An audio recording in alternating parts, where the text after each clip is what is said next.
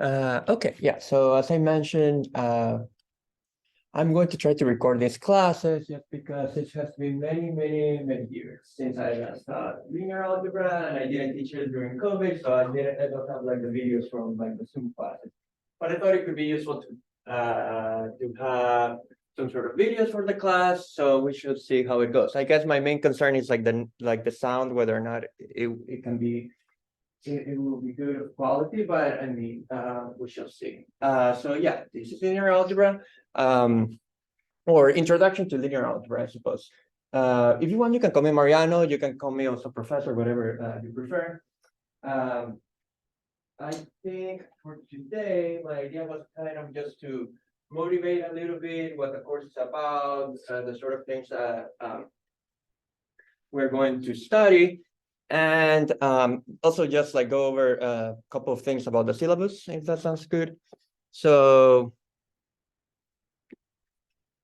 let me see if first I share my Firefox screen. Okay, so, well, first of all, if you go to there's like a website on the math department for the course. Since this course is not common in the sense that like the exams are for our section, right? Different sections have their own exams and things like that. So most of the information about the course, you will be able to find through our Canvas site. So you don't really need to refer too much to this website, but just so you know, it's like there. Okay. Right. So the prerequisite is pre-calculus. And that's kind of true in the sense that what makes linear algebra kind of interesting is that in order to solve a specific problem, like all that you need to know is like arithmetic, like literally in the sense like you have to know how to add, subtract, multiply, and divide numbers. And then you say, okay, that's very easy. But no, right? So what's weird like about linear algebra is that like to solve a specific problem, yeah, it literally is just like arithmetic. So it's just like addition, subtraction, etc. But kind of because like the tools are kind of more elementary, it does allow you to go into a little bit more depth about why things are true. So many times if you take calculus or things like that, the things like to prove, like to actually prove or see why certain things in calculus are true, it would need like a lot of like, you would need to dig very deep into what makes calculus work. But for linear algebra, you kind of do not have to do that. So it does give you like an excuse to explain why more things are true in the course. So that's like double-edged sword, because in a sense, there are many aspects to it which make it more conceptual, because like what makes it interesting is that idea that gives you like an opportunity to understand what's going on. Like in a sense, like linear algebra, like literally if you go to Wolfram Alpha, and I'll teach you like what you need to use. Like if you want to use Wolfram Alpha, what you should type. Like there's no problem in this course that you cannot type on Wolfram Alpha and get the result like under like 2 minutes, like 2 seconds, right? Because once you type something on Wolfram Alpha, it's like the answer is just almost immediately. Like this, so what like the more things like this course does have like a couple of problems which are more like, as I was saying, like some sort of like attempt at understanding to what regarding what's going on. So yeah, in terms of like skills that you need for this class, you don't need that many skills, but it can be trickier at some points that like what you might expect just based on the skills, because again, we will try to understand what's happening. And like today, my goal was trying to give you like an idea of like where like the interesting part of linear algebra happens. Okay. But anyway, so that was my morning quotes. So it is an interesting course, but one cannot just like underestimate it based on the tools that are needed, to solve a specific problem, because it can get tricky at places. But we'll go slow, and the fact that the exams are like specific to our section, that does give you more freedom. So if necessary, we can always readjust. the level of difficulty. Hence, feedback is useful. So, well, that's what I wanted to say about that website. I created an assignment, well, assignment in quotes, which is called Hello World. That's usually, I think, the first line in computer code. Like when you learn programming, that's kind of what everyone writes, right? So, I mean, if you want, you can say something about yourselves. I think a couple of you have, not that many, small fraction of the class. It's not mandatory, but it's kind of like you might find it useful to see that other people share interests or whatever. So that's that. And then I also posted the syllabus. Let's see if we can find it here. I have to remove certain of these things that we're not going to use at all during the semester. I have to update the Canvas site. So right, so we're meeting Monday, Wednesdays from 2 to 3:30, 3:20, and then my office hours are right after this class. Also Mondays and Wednesdays, it's just that on different days. So I have to add like the letter M here, but today is Wednesday, so it's going to be it's still on Livingston, but in back hall, I think that's how it's called, that building. But anyways, if you cannot make it to office hours, we do have like a TA who will give you extra office hours, and also I have to send you an announcement about that. And you can also always email me if something comes up. And usually I'll try to be here like a couple minutes before classes start. So like definitely probably I'll be here always like 30 minutes before the class begins. I noticed that there's no class before hours in this room, so that's kind of convenient. Because as you may notice, I just bike from the Edison train station to Livingston campus, so you cannot trust the New Jersey Transit too much. So it's always better to come a little bit earlier to not be late. So that's why I'll usually, if things work the way they're supposed to work, I'll probably be here always like 20-30 minutes before class, at a minimum. Okay. And then there's this book. So, like, strictly speaking, like, you don't have to purchase it. I believe there's like PDF version.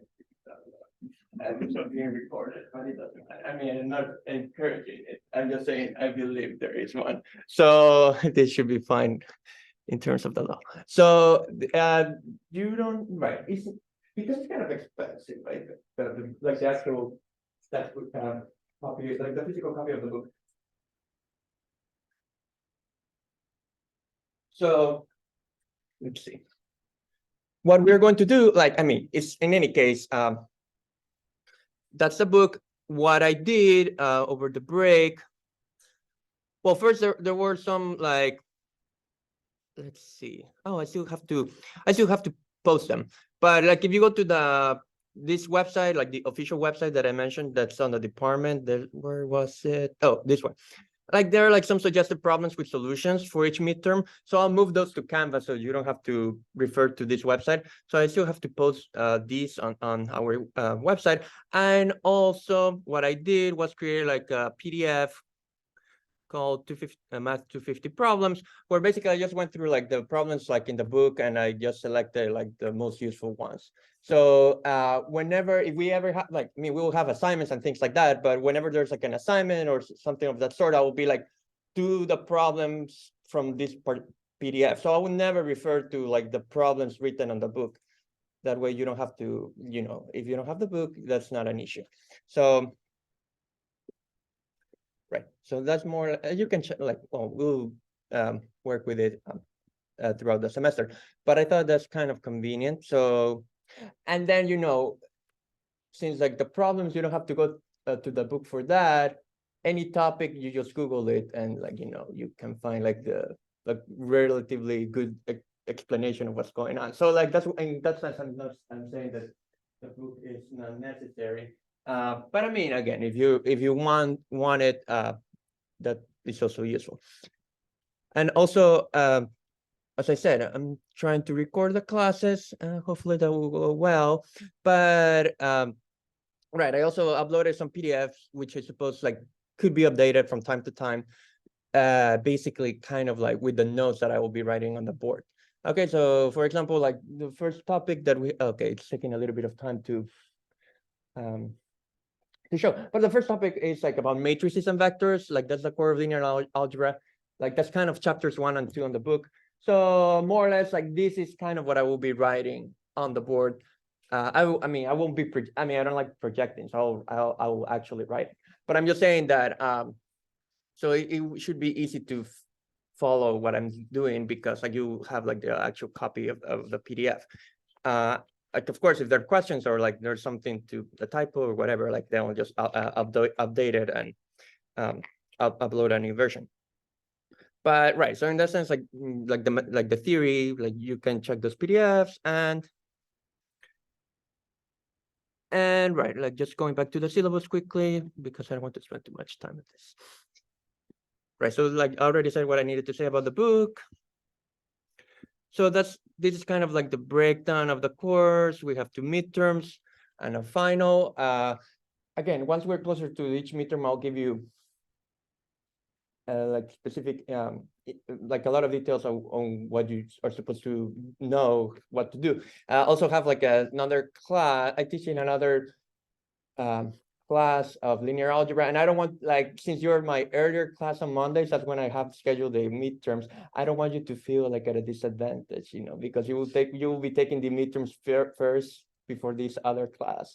And so I kind of want to make the midterms sufficiently predictable so that you don't feel like, oh, if you know, I mean, the midterms will be obviously different, but they kind of have to be about the same level of difficulty. So I don't want like you to feel that the other class has a head start because, you know, their exam is late at a later time than ours. So I mean, like I'll try to make it clear, like, you know, like the problems should be. I'll give you a lot of details on what you should expect for each exam, so that like if you actually go through like the recommendations, like you shouldn't be surprised like by any problem that you see there. And then in the besides that, you know, like we'll have the occasional like homework or online quizzes that I'll post on Canvas. Like we'll see like how the semester progresses, like whether like I'm giving you too many. I don't think I'll be giving you that many problems like usual. But I mean, if it's too time consuming, that's what I mean. You can let me know.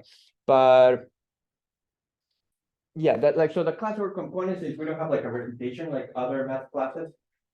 Like the classwork will be done online through the homework and the quizzes. Like the way I would set it up is just kind of like unlimited attempts on each of those. So it's more like I'm not saying I'm asking you to solve a system of linear equations, and you can keep trying it until you get the right answer, and no points will be taken if you got it wrong. So it's more like literally classwork in the sense like you will get the points if you did the work.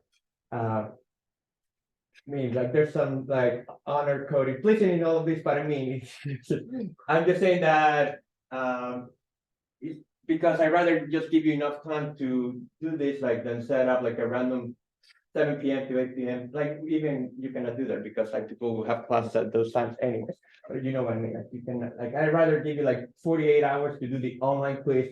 Obviously, some will start earlier than others, but it doesn't matter because like, you know, everyone has like a limited attempt. So it's like if you do it, it's because it will help you, and like that's like for the exams, and that's like what you should prepare. Yeah, any questions so far?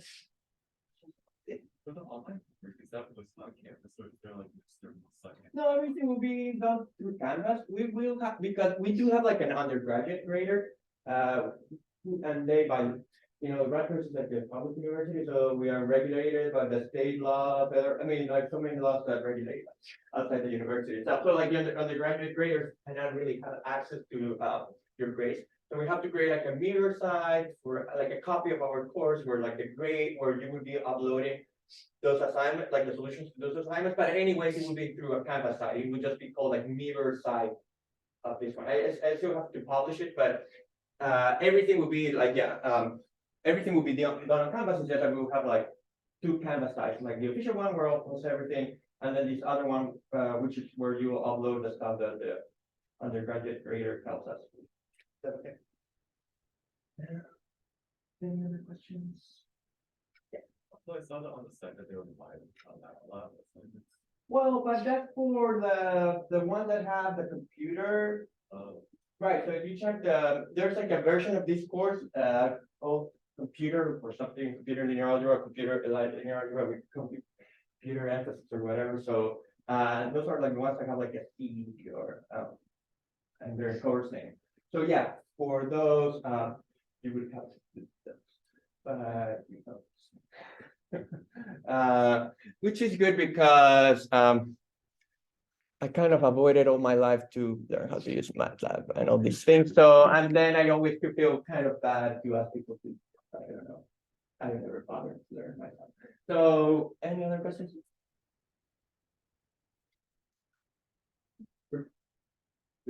Okay, yeah, so.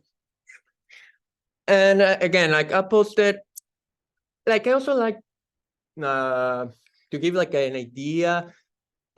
Oh, I should have said, if you check the syllabus, right? These are like the sections that we'll cover. And we'll start like, I mean, chapters 1 and 2 are like the stuff that will go on the first midterm. I'll start like these 2 chapters, but in slightly different order. So I won't start like with what would be like section 101 on the book, just because I find it like if we start with how the book begins, it would be very boring. Like it like kind of this thing about solving linear systems of equations.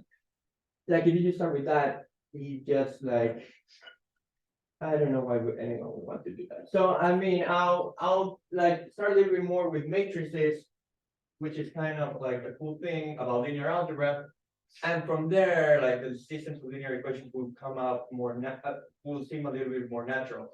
But in any case, like, linear algebra is really like a very important class. Like in the sense that like, it's actually one of the useful classes for like the real world. So I thought it could be fun. Let me see if I, give me a second.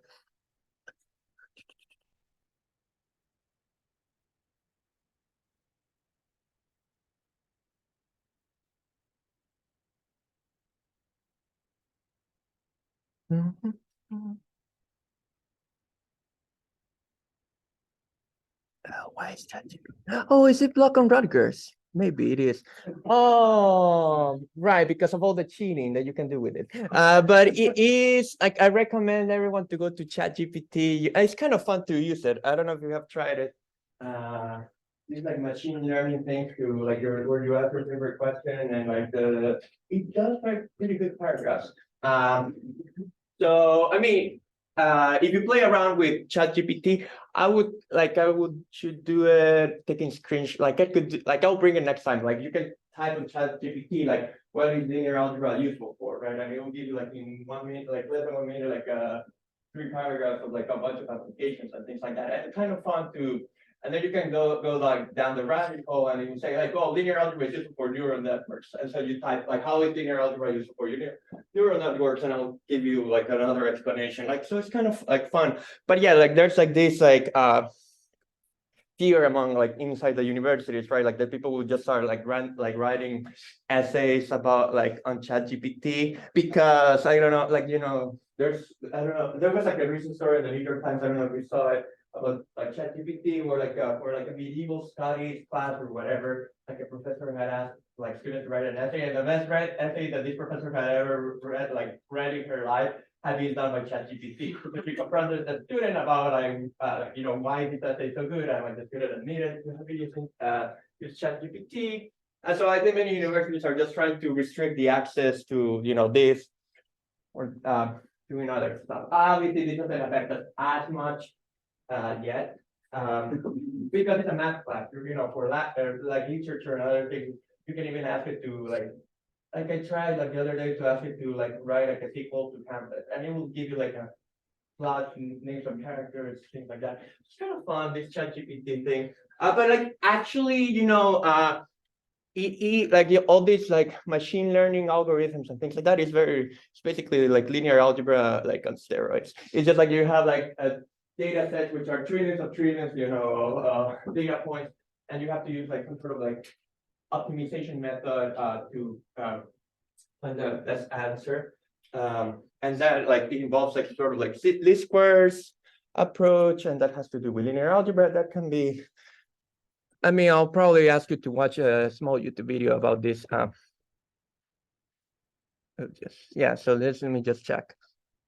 So yeah, it doesn't work, and this is because of Rutgers. So I'm pretty sure if you go to ChatGPT on your like outside of like the Rutgers networks, it's kind of fun to try it out.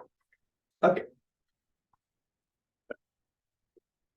But I mean, if you go to our Canvas site, I posted a couple of videos already, which I'll be asking you to watch throughout the semester, like about like certain applications of linear algebra. So there's one like which is cute, like about how Google works, and that's like yeah, like it involves some matrix multiplication among other things.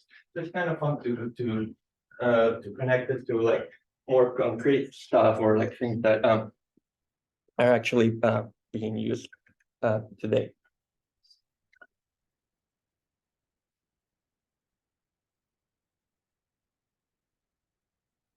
Okay. So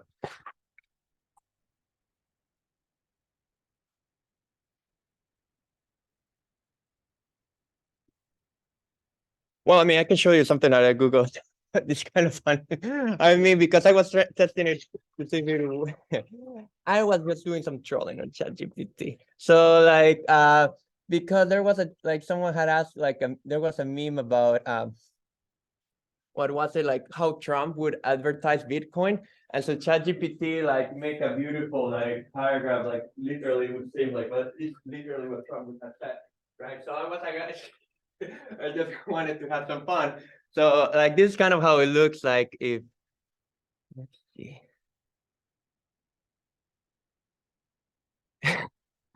Can you see? So I asked with Trump better Biden. So like it is this is the answer that he gave me. So you see, like it gives you like a pretty good description, like Biden is already married and they hate each other because of political adversaries. But what's interesting, like here, I mean, this is kind of what I like it, is because it says that it's still same-sex marriage is not legal in the United States. So it kind of is still not like a perfect out, the way which is collecting the data, it can just create like mistakes.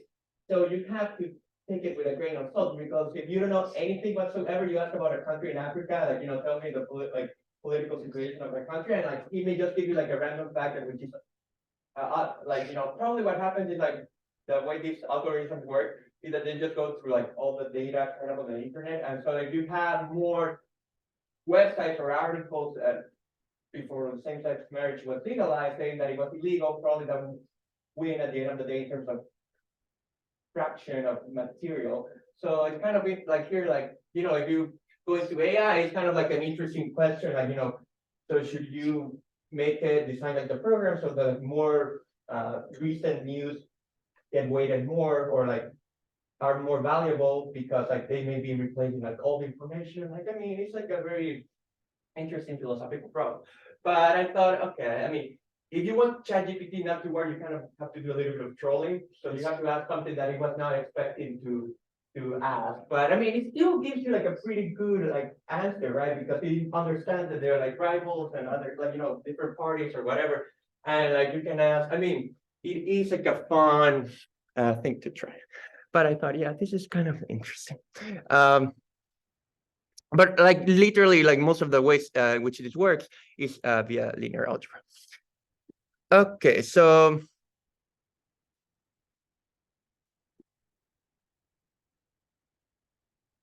I send my piece. So let's see, is this, let me go back to try to record this.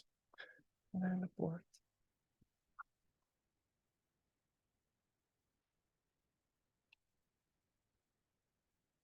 I think I'm not sharing.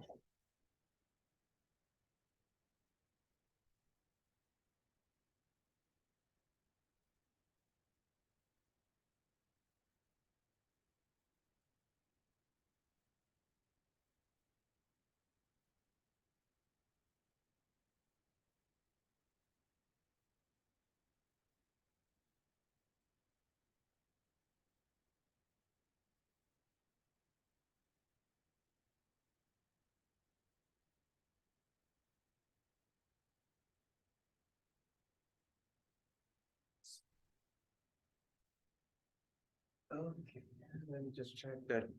Try to see. It more or less covers everything of the board, so that's good. Okay, so yeah, as I said, like today I just wanted to give you like an introduction to linear algebra.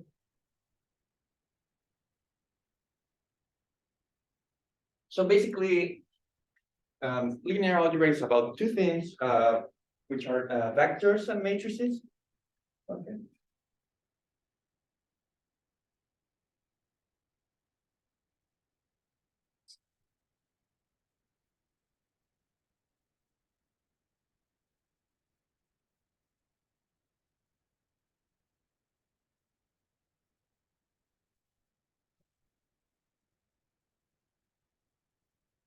And right, these are the two main aspects of the class, and basically how they interact.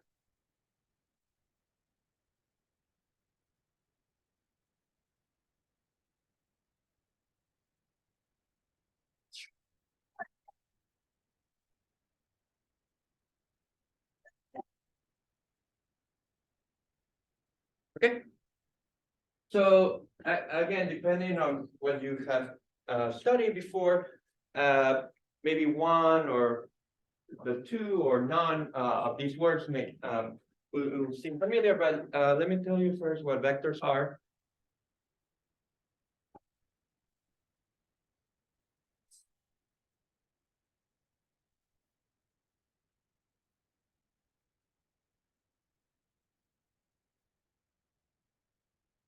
And if you take like multivariable calculus, for example, then you'll spend a little bit more of time going through like some basics of vectors. Here, I'm just giving you like whatever, like the, like the minimum needed to like do the stuff required for this class. But so if you take like the XY plane, right? You can choose your favorite point on the plane. Let's say I'm going to choose X, comma, Y. And a very concrete way to think for us of a vector is that you're just going to draw an arrow that begins at the origin and terminates at this point that you chose. Okay, so for us, a vector will be something like this. So here, V is like the name that we'll usually the notation for a vector is like the typical letters, but you just put like an arrow on top of it, right? To distinguish it from other things that you have used in the past. So this is a vector, and this is like literally in this picture, just like an arrow that begins at 0, 0 and ends at the point that you chose. Okay, like whichever point you want.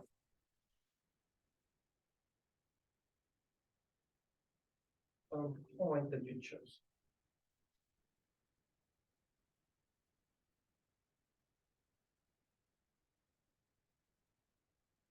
Is that making sense?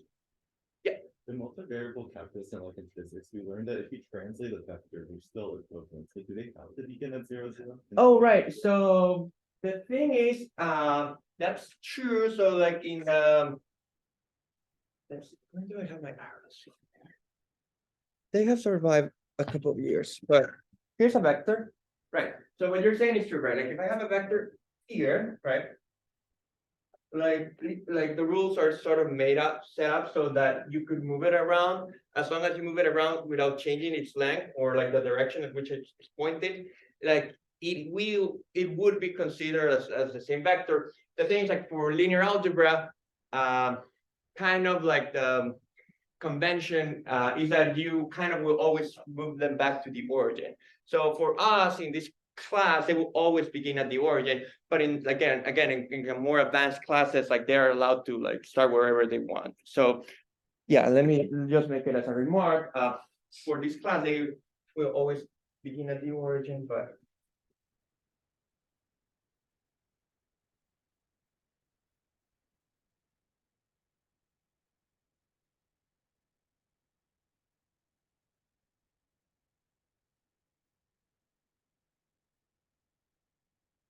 But in more advanced classes, they're allowed to start somewhere in other locations.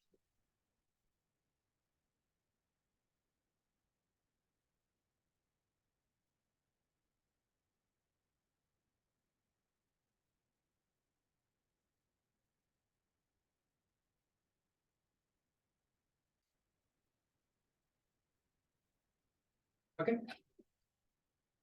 And then it's actually like there's like a good reason for doing this, but it's not too important for us. Like just yeah, like our convention is that they always begin at the origin.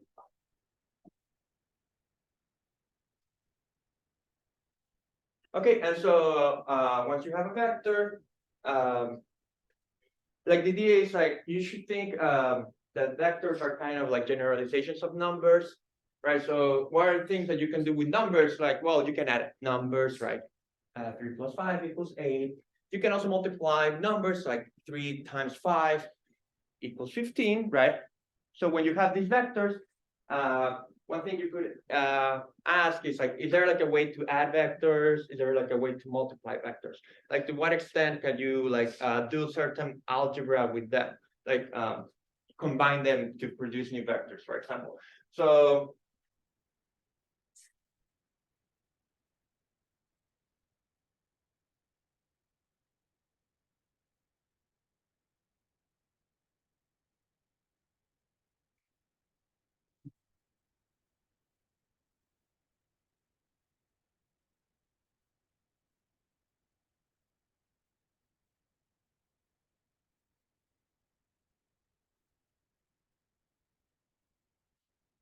so the first one, which is very basic, is just to multiply a vector by a number. Okay. So like this is number 1. So we just multiply.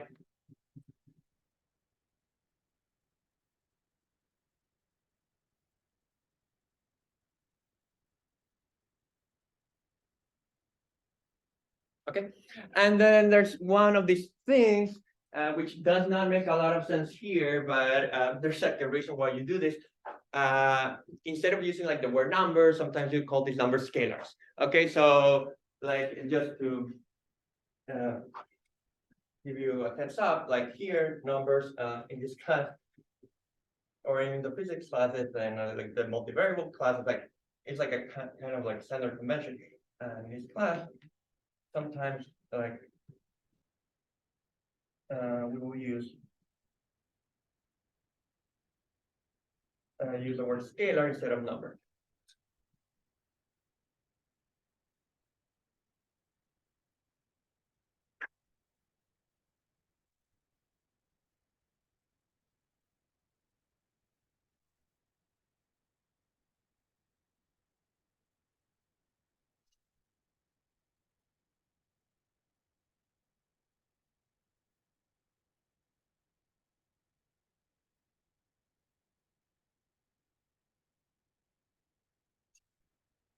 So for example, just to make this very concrete, what's the one did I choose?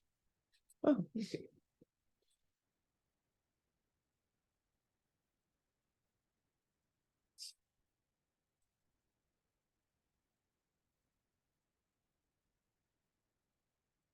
Like imagine I had chosen the point, what let's say 1 comma 2, so maybe 1 comma 2 is somewhere in here on the plane, right? And so as I was saying, there's like a vector.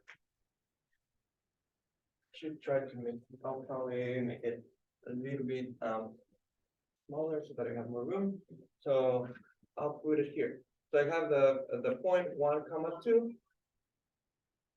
And again, there's like the vector that corresponds to that point that starts at the origin. And terminates at 1 comma 2. And so now what I'm trying to say is that I want to talk about what the vector 3b should be, right? I want to multiply this vector by the number 3. Okay, so what I'm trying to figure out is what meaning I should give to something like 3b. Okay.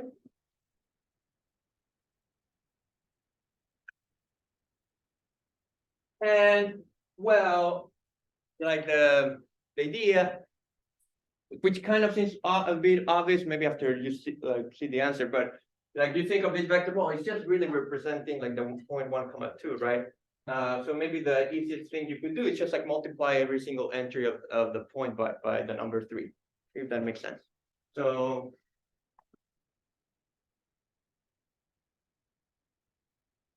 if you were to draw like the point 3, 6, maybe somewhere in here.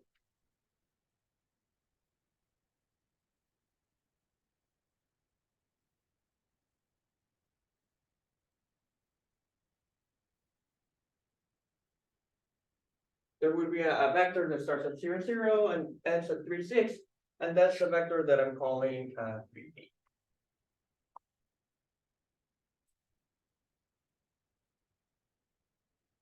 Is that plausible? Is that making sense? Any questions about this so far? So good. So like what I'm trying to say is that like the idea is that if you multiply a vector by a number, let me write that down. So if you had like a vector that you multiply it by a number, so this would be a vector times a number or times a scalar. Let me just call them scalars to because you use that to that notation.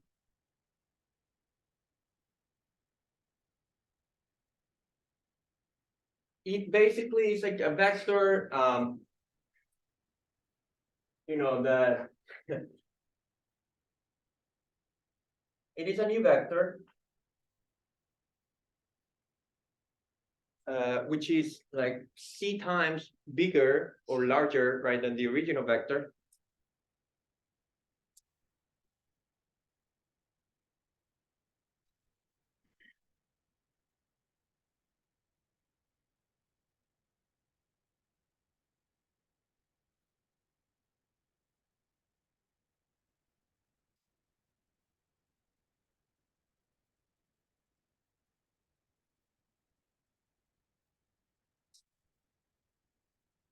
Okay, and point in the same direction if the number is positive. So like, I'll make a clarification about this. So points in the same direction.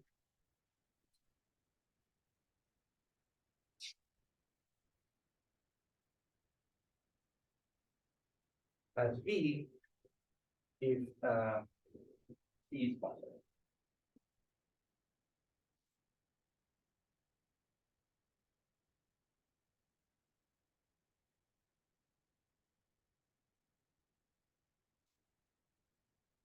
So it's like kind of easier just to like do an example like right here. So imagine that I had said, well, I don't want to do 3 times b, right? I just want to do like -2 times b, right? So what should -2 times b be?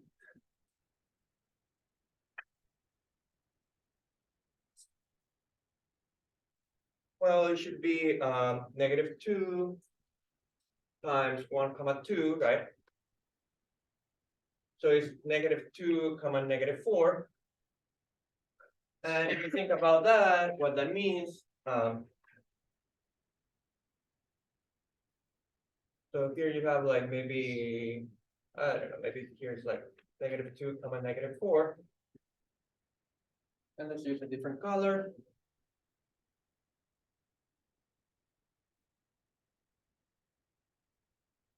So there's where -2b should be. Well, I mean, the idea, like maybe it's not so clear from the picture. I should try to make it so that the length looks twice as big as the original one. So let me try to draw an arrow. Not 100% realistic, but I know it looks a little bit better.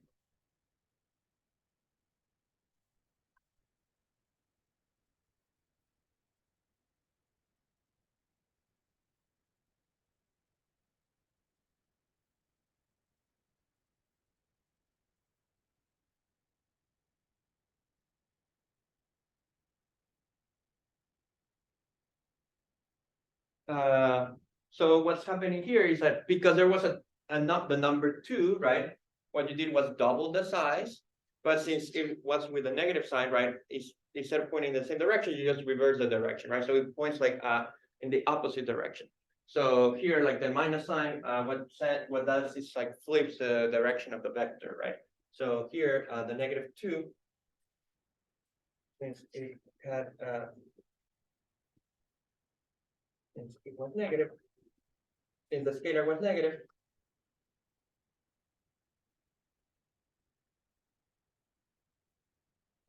one reverses the direction of the vector.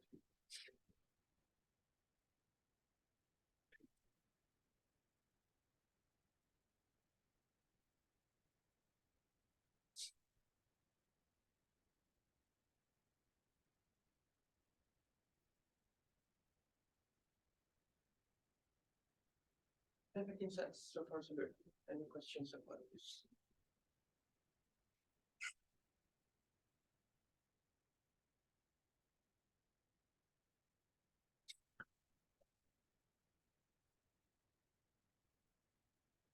So if it's a positive number, you preserve the direction and you rescale it. So for example, if I had done 1/2 of v, then it shrinks in size, right? Like it's half the length. So that's why I use larger in quotes, because it's just like the rescaling factor can be like, it can make it larger or bigger depending on whether like the multiplication is by a number bigger or smaller than 1. And when it's a negative number, it's kind of the same story when regarding the lengths. It's just that the orientation or like the arrow where it points, it flips or it's reversed. And the extreme case, like, the last, the other thing you could try is I just say, well, what happens if I multiply it by 0, right? So if you multiply it by 0,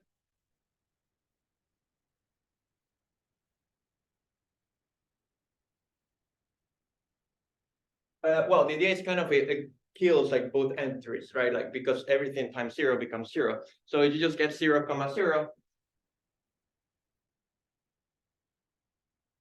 Right. So if you would like really, you can like you would represent it as an arrow of like length 0, right? So it's like more like a point. So 0 times b, right? Is b, like if I wanted to draw it, like the best I could draw is just like the origin, right? And like instead of it is like because again we're thinking of this as a vector because it has 2 entries. Instead of just writing this as 0, you put like the arrow on top to like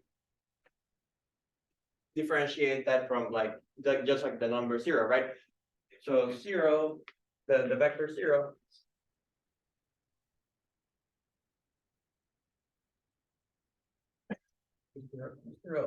is like is the origin, right?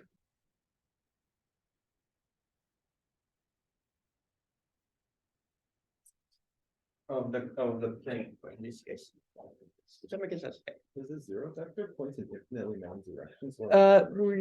Rather you don't want to say that it points anywhere, so it's kind of like undefined where it points. Like it's kind of yeah, we don't try to say where any other vector it does point somewhere, right? But the 0 vector, yeah, it's kind of like even the extent to where it has length is, it depends on how you want to use the words, but it's kind of like nothingness, right? So but like the only thing I'm trying to show you is that it is slightly different from just saying the number 0, right? Because this one represents like the point, which is the origin. The number 0 doesn't it's just like the number itself.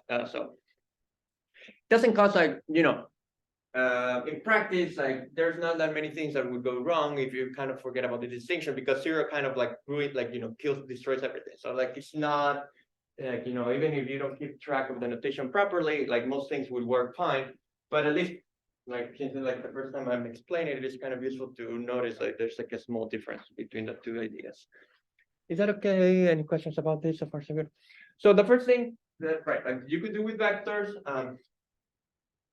let's just multiply a vector by a number. The other thing you can try is just to add vectors together, which again, like only have seen before.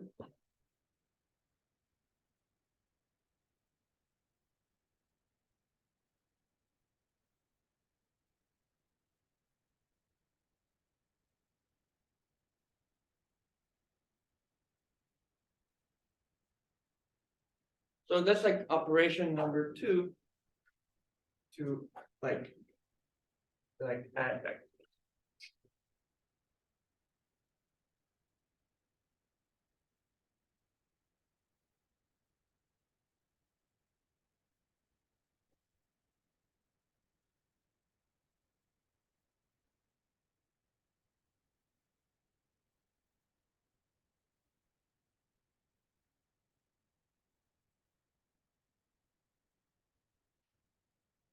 And again, it's even like most of the pictures I'm going to play them in the first quadrant just because it's easier to do the pictures there, but like it kind of works anywhere, no matter where you put the vector. So like you could put like let's say just for concreteness sake, I'll put like 1,2 again here. So we had a vector. Let's call it vector B as before.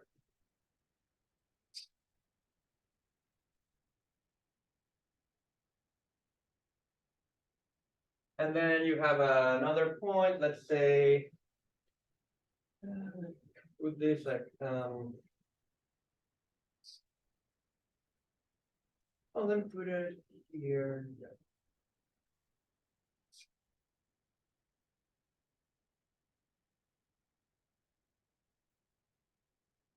-2, comma, -3. Okay.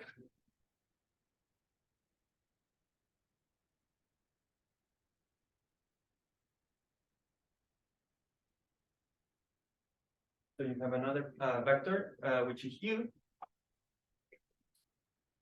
And now I want to add them together. So I would like to say, well, what should be plus ub.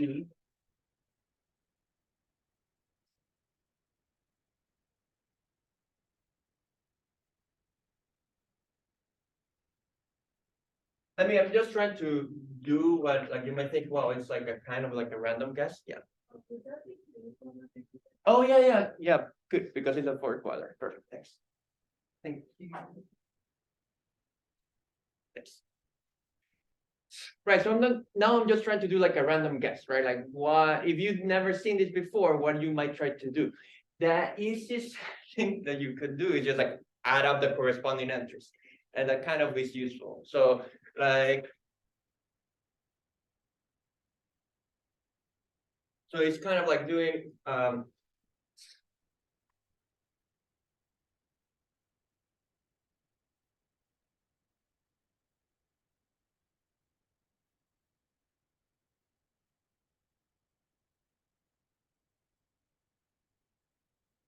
we're just doing the first one with the first one, right? 1 plus 2. The second with the second, so 2 plus -3, right? And so, well, that should hopefully not too bad. So it's 3, comma, -1. So what I'm saying is that there should be somewhere like the 0.3, comma, -1.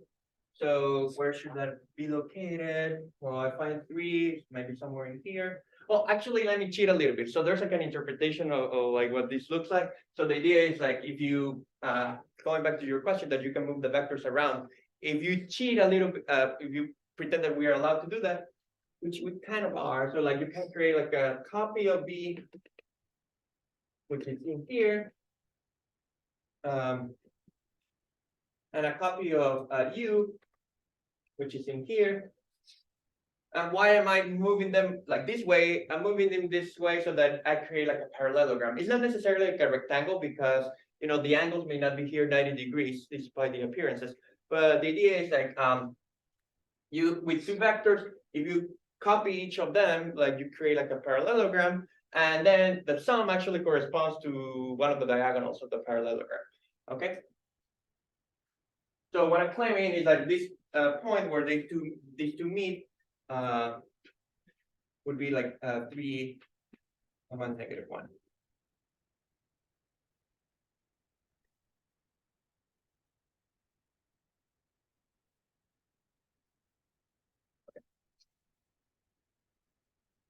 So like maybe let me do this a little bit more clean. So if you like what I'm saying, in general, this is kind of what happens.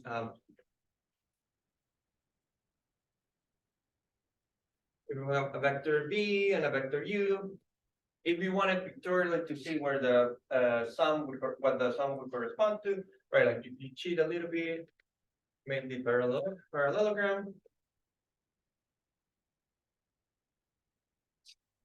Oh, in fact, I'm not even going to call the other sides anything, so that is not that confusing.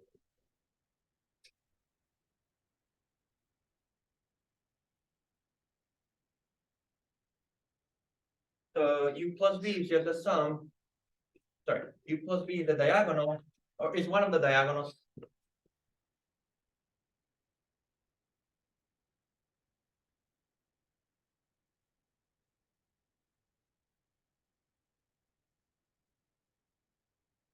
Of the parallelogram.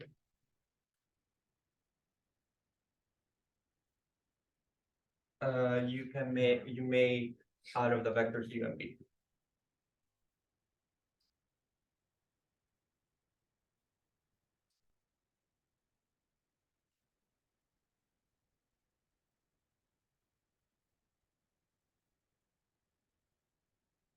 Okay. In practice, it's not that I'm going to be asking you to draw parallelograms or anything of that sort. I'm just trying to show you how they look. In practice, if you wanted to find the sum, like you literally would just do this, and you would add the corresponding entries. So to actually find it, you would just add like the first entry with the first entry and the second entry with the second entry. So in practice, so say this had been like x1, comma y1, right? That's at the point corresponding to the vector. And this had been like x2, y2, right? Then the point where this ends is x1 plus x2, comma y1 plus y2. Okay, so it's always like the addition is done like entry by entry.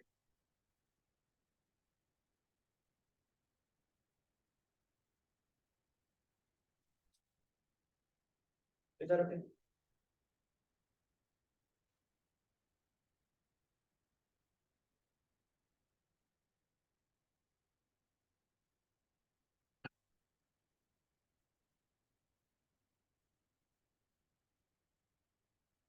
So in practice, like for example, you could have like a vector.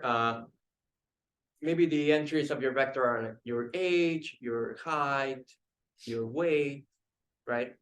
And so you have different people in the class, right? I could make a for each of you, I could create like a vector with those three properties. So it would have three entries instead of two, which are the ones that are working with. But like I could ask, well, what's the total age of the class, right? Like meaning just adding up like your ages. So like that would be like, well, you're adding like the first entries of all these vectors, right? So, but it wouldn't make a lot of sense to add someone's age with someone's weight, right? Like not clear what that would correspond. So it's kind of useful to like, at least for addition, like if you think that the vector is kind of like a useful way to keep track of information, like you would kind of want the end, like, it doesn't matter if the entries correspond to things of different nature, right? Like age or weight, at least when it comes to addition, like that's okay. That like you can still like do useful things with that. Is that making sense? So any other questions about this? So again, this kind of comes back to what I was saying, that most of the linear algebra stuff, like in terms of the actual math that we need to use to work with it, is multiplying by certain numbers or adding numbers. That kind of boils down all of the like math skills that you need for the class. But like even like once you start thinking, well, how does this look? Like it's a little bit more interesting than just saying, well, you just add up the entries. I mean, yeah, you're just adding up the entries, but it does have like a nice interpretation, right? So that's why like understanding what's going on does take a little bit more time than just like doing the like operations, like because doing this operation is not too bad, right? But just thinking about how this looks like is a little bit more interesting. Okay, so there's like a way to multiply a vector by a number or a scalar, and there's also like a way to add vectors together. And like if this were like the first class in multivariable calculus, then I would tell you how you can multiply vectors. So there's actually like a way to multiply vectors, which is called the dot product, which we'll spend a lot of time on near like later in the class. So for now, I'll skip that part. There's also like another way to multiply them, which is called the cross product, a little bit more specific because like typically that's just done for vector. I mean, it's only for vectors of size 3 with three entries. But I mean, like what I'm trying to say is that there's also like ways to multiply vectors, not just add them together. Okay, but now I just want to go do something slightly different. which is where like this stuff about the matrices will appear. So there's like another thing that we can do with vectors besides adding them or like multiplying them by a number. And it's just like, well, let's think about you have vector and you want to apply some like physical operation to the vector. Okay, so I'll be more clear what I mean by that in a second.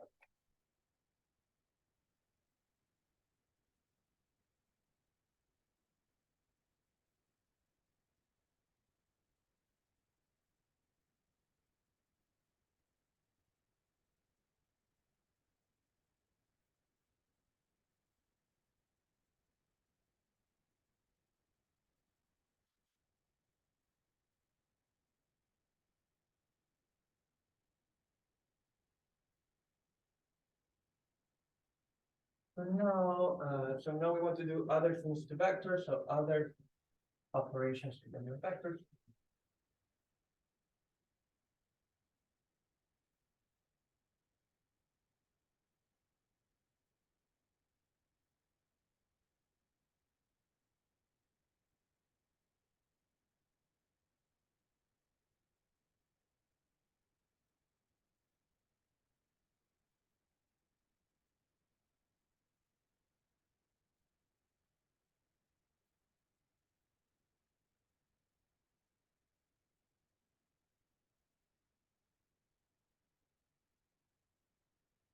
So again, imagine that I choose my favorite point, x comma y. There's a vector associated to this point.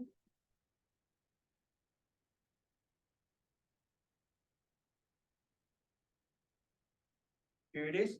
And now what I want to do is just rotate this vector a tiny bit. So imagine like the vector, I'm going to rotate it about the origin or about like, I mean, if you imagine that there's like an axis perpendicular to the xy plane, which is called the z-axis, I would be the rotating about that axis. But what I'm trying to say is like, imagine that I wanted to rotate this by 30 degrees, it would be somewhere in here, right? So what I'm going to do is take this vector and rotate it to another place, okay, by an angle theta, okay?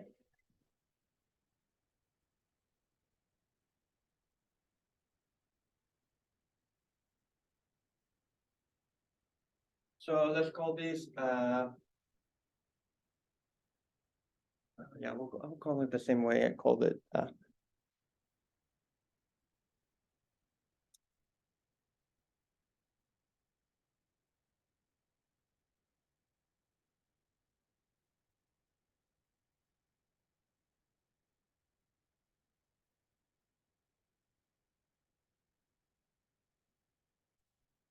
So it's like the original vector, but rotated counterclockwise by an angle theta.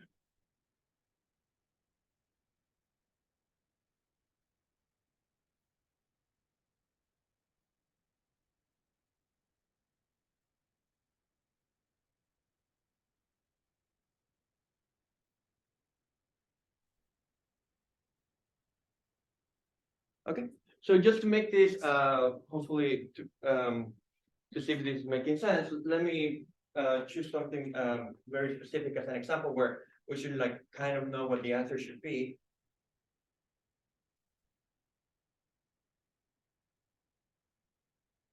So imagine that I had aligned my vector entirely along the x-axis. So maybe I choose a vector like I chose 1 comma 0, right? That's my original vector v.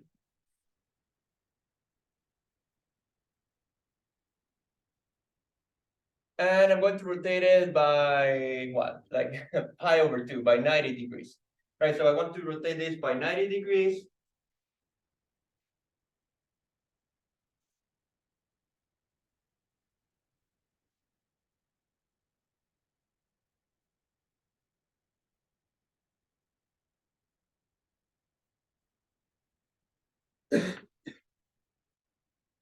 So like this new vector, the rotated version, I'm calling b of theta, right? I mean, theta here, I chose it to be pi over 2.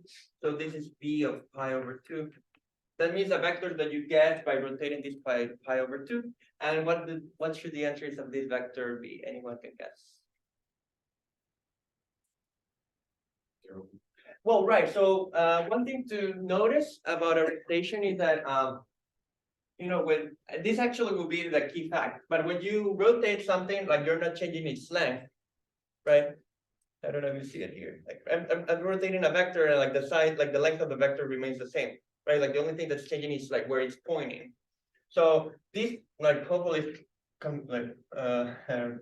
reasonable that this has length 1, right? Because like there's only, I will give you like a formula for the length of the vector later. It's just Pythagoras theorem, basically, in a nutshell.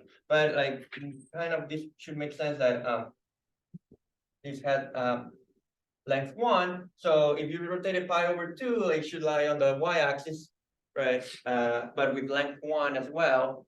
So since it's on the y-axis, like the x component should be 0, and then like has length 1, so it should be the second component should be 1.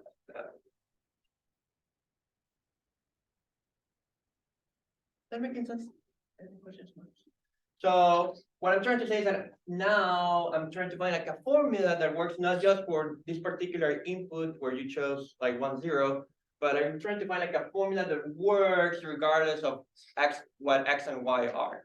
Right, so we're trying to find like the general formula for this rotation. Okay.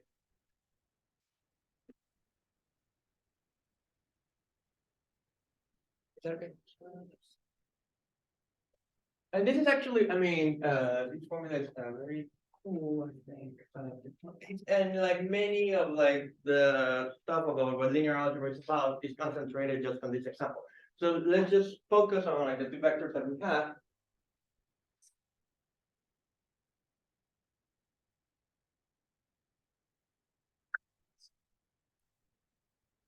So we had the pink one.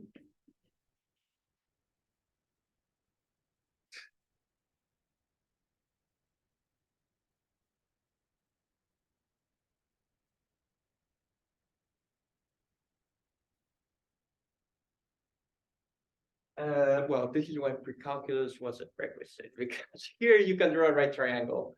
I don't know if you remember this. So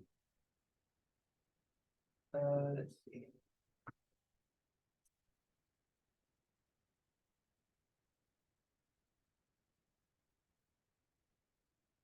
Right, if one of the sides would be x, and the other side would be y, and here's a 90-degree angle.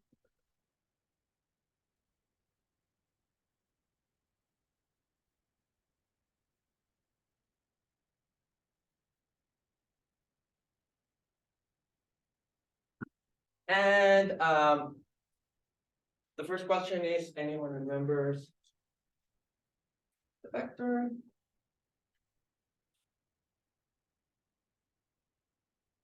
So what was the length of this hypotenuse?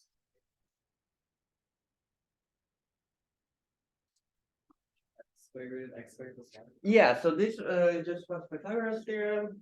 So that this one should be root of x squared plus y squared. Okay. And well, I didn't tell you what the angle, this angle is, right? It's not theta because theta is like the rotation angle. So right, like you're like the angle between this vector and the x-axis, we don't know what it is. So let's just call it alpha. So here, like alpha is just the angle between the vector and the x-axis.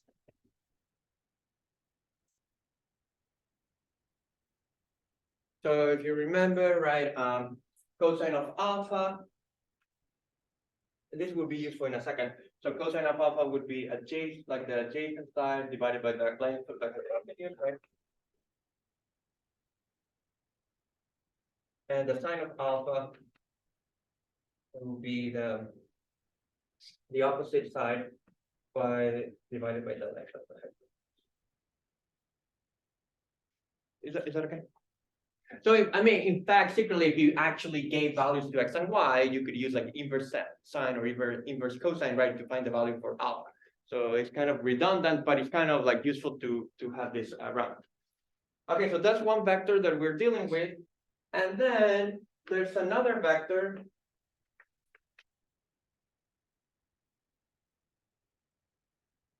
Which is the orange one, and I rotate, that's the one I rotated by an angle theta.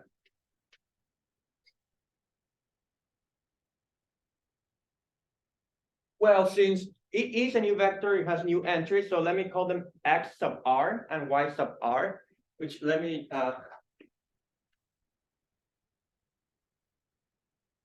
here the r starts for rotated, right? So it's kind of like the new vector, like the values of the new entries, because it has been rotated. So because of like the entries would not be like x and y, right? And then let me use a different color here. Like there's secretly another right triangle.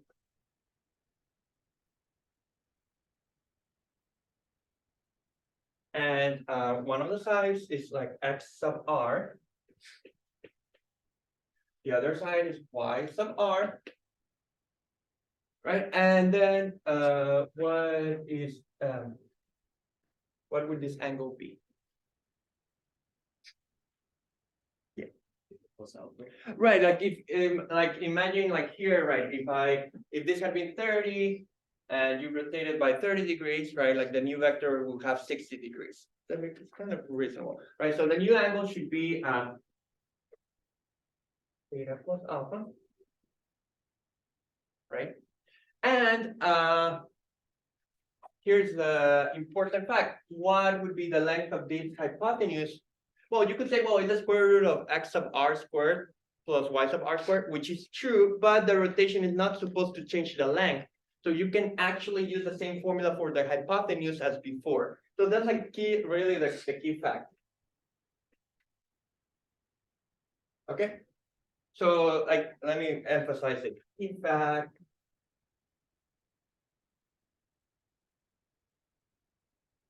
The rotation does not change the length of the vector. That's why we can use a previous formula for the hypotenuse.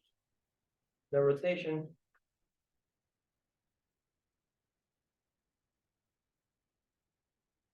does not change the length of a vector.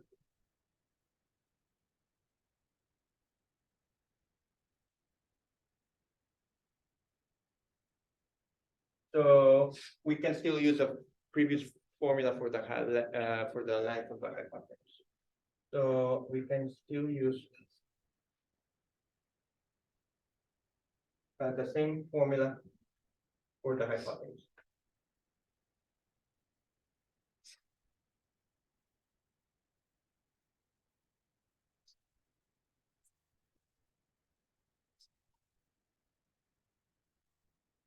Is that okay? This looks like notation. I mean rotation. That rotation.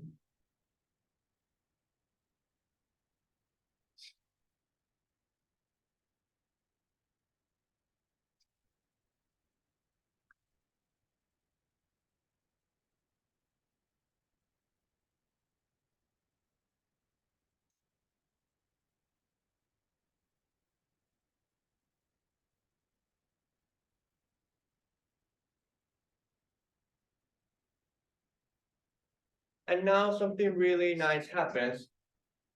I mean, you can still use like find the analogs of these like trig formulas, right, for the new angles. So it should be the case that like the cosine of theta plus. Let me see how I wrote it just to make sure I wrote it in the right order. I mean, it doesn't matter too much, but okay, alpha plus. I mean, like right, this is theta plus alpha, but let me write it as alpha plus theta. It's the same.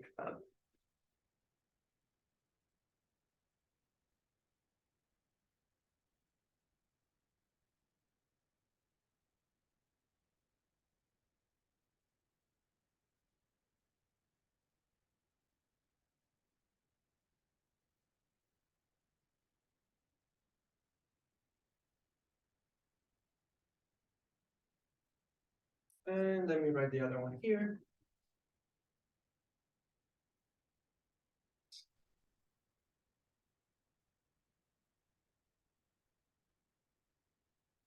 Is that okay? Is that making sense? It is the same formula, but now like the new angle is alpha plus theta, and the entries are x sub r and y sub r instead of x y.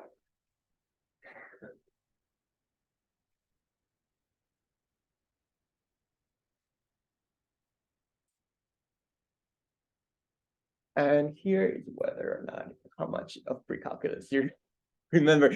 What's the formula for the cosine of the sum of two angles? You want to try? Cosine alpha sine beta minus sine alpha cosine beta. That actually, Oh, that was the, that is here, oh, that was yes. the sine. Yeah, yeah. The cosine was the 2. You multiply, right, like 80.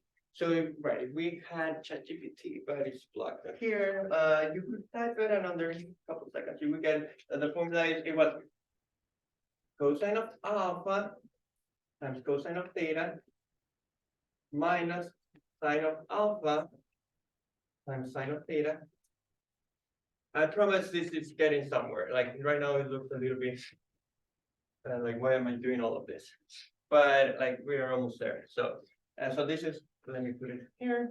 And the formula for the sine of alpha plus theta was cosine of alpha sine of theta plus sine of alpha cosine of theta.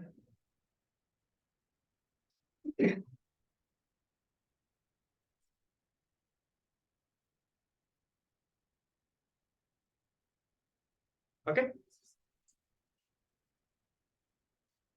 And we are almost there. So what was cosine of alpha? Cosine of alpha was x over root of x squared plus y squared, right?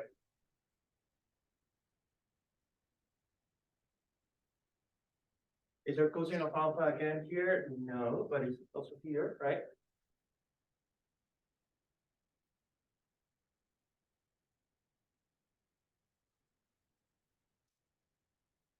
And then what was sine of alpha? Sine of alpha was y, right? Or root of x squared plus y squared.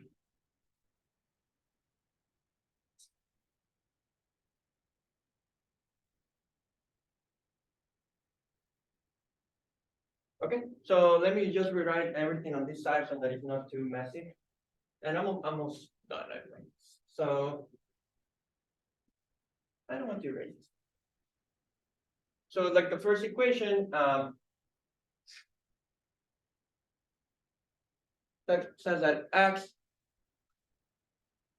Oh, let me call this a. I will go. Wait a second. X over root of x squared plus y squared times cosine of theta plus y over root of x squared plus y squared sine of minus. There was a minus here. Sorry.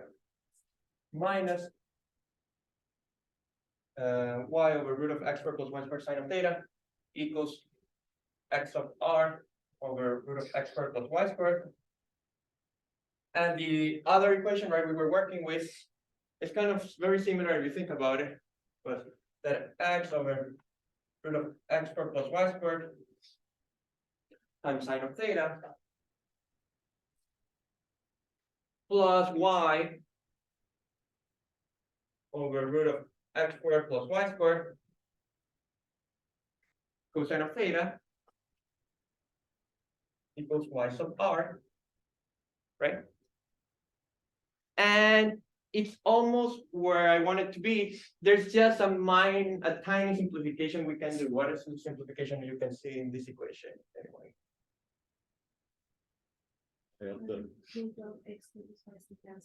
Right, it's everywhere, right? On each side of, it's on each factor and it's always in the denominator. So you can actually get rid of it, right? So yeah, we're getting the moment. So you get x cosine of theta minus y sine of theta equals x of r, right? And then you get x sine of theta plus y cosine of theta equals y sub r, right?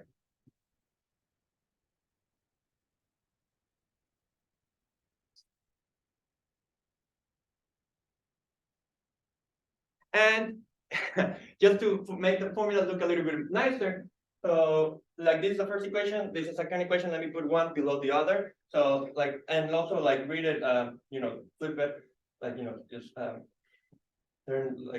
turn it around. So like this is saying that x of r equals, well, this doesn't matter how you write it, it's cosine of theta x minus sine of theta y. So I'm just doing like a cosmetic change, right? I put the x sub r on the left side of the equation, that's fine. And I just move, change the order in these products, which is fine because I mean, it's just like a regular multiplication. And y sub r, right? I'm going to move it to the left side. And again, x sine of theta is the same as sine of theta x.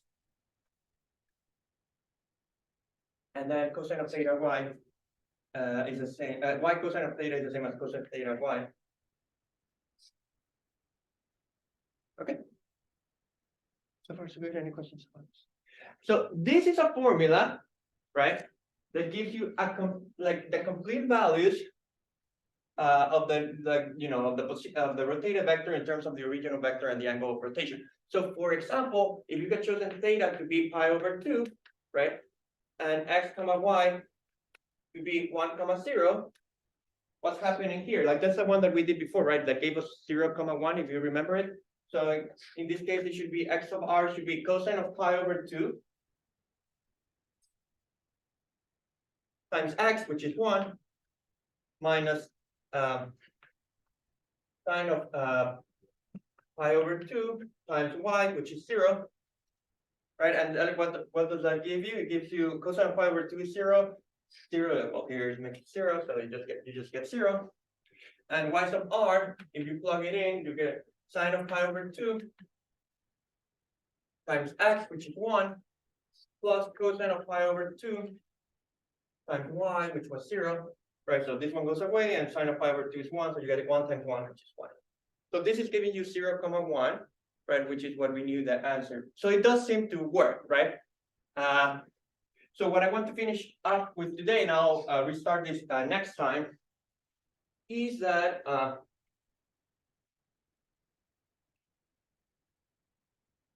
so you can think that like the vector itself had two entries, x and y, right? You're getting two new entries, x sub r and y sub r, right? You have two equations and two variables you started with. 2 times 2 equals 4. So what you end up doing, the way matrices appear, is that you kind of collect the numbers that are multiplying each of the variables. Okay, so and this is how you create like a 2x2 matrix. So there will be something that's called the rotation matrix.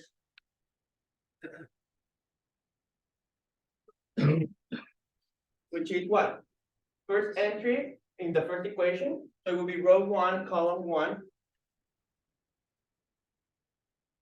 First equation, second entry. So that is going to be read as first row, second column. So notice that it's just like literally you're just reading like from left to right and copying the coefficients. And then the second row or the second equation would be sine of theta. Cosine of theta. Okay. So a matrix is something that appears whenever you do something to a vector. So like this thing is encoding all the information that we need in order to rotate like an arbitrary vector by an angle that we want. Okay, so next time, because we're out of time, so I just have one more minute left. So, well, I'll repeat a little bit of this. So we will see that matrices like kind of like store information about what's happening to a vector. And the cool thing is that you can sort of add matrices as like similar to how you would add vectors, but the way in which you would multiply matrices is kind of what makes like in linear algebra interesting. And that's where like many of the cool things that happen take place. So I'll see you when, like I'll see you next week, right? So next week I'll probably just ask you to maybe on Canvas like do some addition and a vector, just like a warm up for this week, because we haven't had like a lot of time to do stuff. But now hopefully you have like a better sense of how these matrices will come out. Okay, so I'll see you on Monday. We'll start here.